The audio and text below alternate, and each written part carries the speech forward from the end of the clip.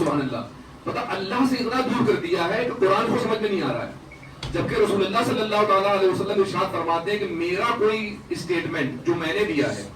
اللہ کے رسول سے بڑی تو کوئی اتھارٹی نہیں ہے نا. آپ نے فرمایا جو میں اسٹیٹمنٹ دے رہا ہوں,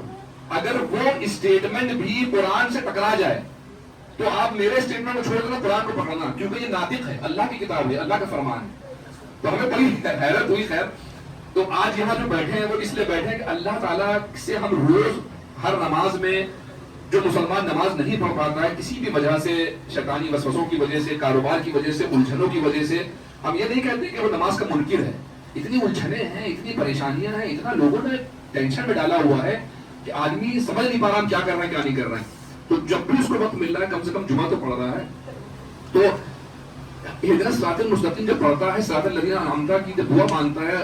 اور غیر المغضوب علیہم ولا الضالین کی جب پناہ مانگتا ہے اللہ سے, تو آخر ہم سیدھے راستے سے گمراہ کیوں ہو رہے ہیں؟ تو وجہ اس کی یہ ہے, قرآن شریف میں اللہ تعالیٰ نے سورہ کہف میں جو اصحاب کہف کے معاملے میں آیت اتاری ہے, وَتَرَى الشَّمْسَ إِذَا طَلَعَتْ تَزَاوَرُ, اس میں ایک جگہ پہ اللہ فرماتا ہے مَن يَهْدِ اللَّهُ فَهُوَ الْمُهْتَدِ. اعوذ باللہ من الشیطان الرجیم, بسم اللہ الرحمن الرحیم. مَن يَهْدِ اللَّهُ فَهُوَ الْمُهْتَدِ وَمَن يُضْلِلْ فَلَن تَجِدَ لَهُ وَلِيًّا مُرْشِدًا. تو اللہ فرماتا ہے مَن يَهْدِ اللَّهُ فَهُوَ الْمُهْتَدِ, جس کو اللہ ہدایت عطا فرمانا چاہتا ہے اس کو ہدایت عطا فرما دیتا ہے. مَن يَهْدِ اللَّهُ فَهُوَ الْمُهْتَدِ, اور جس کو اللہ گمراہ کرنا چاہتا ہے. جبکہ یہاں پر ہم یہ نہیں کہیں گمراہ کرنا چاہتا, کیونکہ اللہ گمراہ کسی کو کیوں کرے گا؟ جس کو اللہ بھٹکے ہوئے راستے پر رکھنا چاہتا ہے اس کو ولی یا مرشدہ, اس کو نہ اللہ کی طرف سے کوئی نیک دوست عطا ہوتا ہے, نہ اللہ کی طرف سے اس کو کوئی ایسا مرشد اور ایسا رہنما اور ایسا قائد عطا ہوتا ہے جو اس کو ہدایت یافتہ کر سکے. کیوں؟ جس کو اللہ نے مقرر کر دیا ہے کہ یہ بھٹکے والوں میں سے ہوگا, اس کو دنیا کی کوئی طاقت مل کر کے, چاہے وہ کوئی بھی ہو, نبی رسول کیوں نہ ہو, ہماری یہ بات سن کر کے, کیونکہ ہم جب بولتے ہیں تو ہم اللہ کو حاضر نظر کے بولتے ہیں,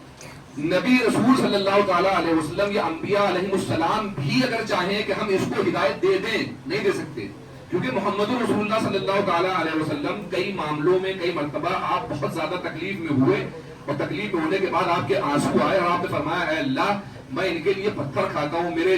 جھوٹے خون سے تر ہو جاتے ہیں لیکن یہ ہدایت نہیں پا رہے ہیں. تو اللہ نے قرآن میں آیت نازل فرمائی اے محمد ہدایت آپ نہیں دے سکتے, آپ کا کام ہے میرا پیغام پہنچانا, ہدایت دینا میرا کام ہے, آپ اپنے کام سے پیچھے نہ ہٹیں. تو جب اللہ کے رسول صلی اللہ تعالیٰ علیہ وسلم کے لیے میرے پروردگار نے یہ الفاظ فرما دیے, یہ صرف ایسا نہیں ہے کہ اللہ کے رسول کسی کو ہدایت دے نہیں سکتے تھے, یہ اس لیے فرمایا کہ آگے چل کر کے ایسا دور آئے گا کہ لوگ پیروں کو, باباؤں کو, ملاؤں کو, عالموں کو, جنتر منتر جادو ٹونا کرنے والوں کو یہ سمجھیں گے کہ یہ میرا بیڑا پار کر دیں گے.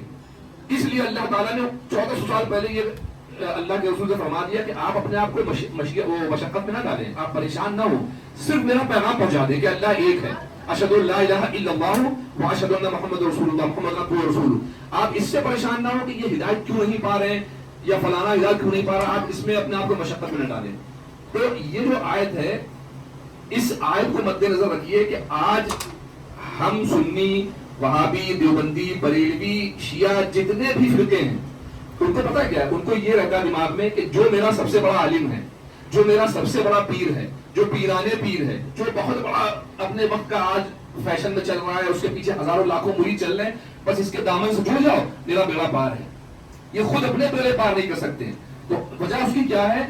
کہ من یہد اللہ فہو المہتد ومن یضلل فلن تجد لہ ولیا مرشدا. اللہ فرما رہا ہے کہ جس کو اللہ ہدایت دینا چاہتا ہے اس کو ہدایت عطا فرما دیتا ہے, لیکن جس کو اللہ چاہتا ہے کہ یہ گمراہ رہے یا یہ بھٹکے ہوئے میں سے رہے, اس کو کوئی ولی اور کوئی مرشد ہدایت چاہ کر کے بھی نہیں دے سکتا. دوسری چیز, اسی سے منسلک ایک آیت اگر اور ہے, ہم سب غموں میں پڑھتے ہیں, کسی کا انتقال ہوتا ہے ہم کہتے ہیں انا للہ و انا الیہ راجعون. تو آخر انا للہ و انا الیہ راجعون میں ایسا کیا چھپا ہوا راز کہ جو ہم لوگ پڑھتے ہیں اور ہم لوگوں کو دلوں میں سکون مل جاتا ہے. تو انا للہ و انا الیہ راجعون کے دو پارٹ ہیں, ایک پارٹ ہے انا للہ, دوسرا پارٹ ہے و انا الیہ راجعون. بے شک ہم اللہ ہی کے لیے ہیں, اللہ ہی کی طرف سے آئے ہیں, اور وہ انا الیہ راجعون کہ ایک وقت کے بعد ہم کو اپنے رب کی طرف ہی جانا ہے. تو حقیقت پتہ کیا, حقیقت یہ ہے کہ آج کے اس دور میں اگر آپ دیکھیے اور سوچئے تھوڑا سا ٹھنڈے دماغ سے, یہ ہم نے زمین لی, جگہ لی, اس جگہ کے ہم نے پیسے دیے, اس جگہ کے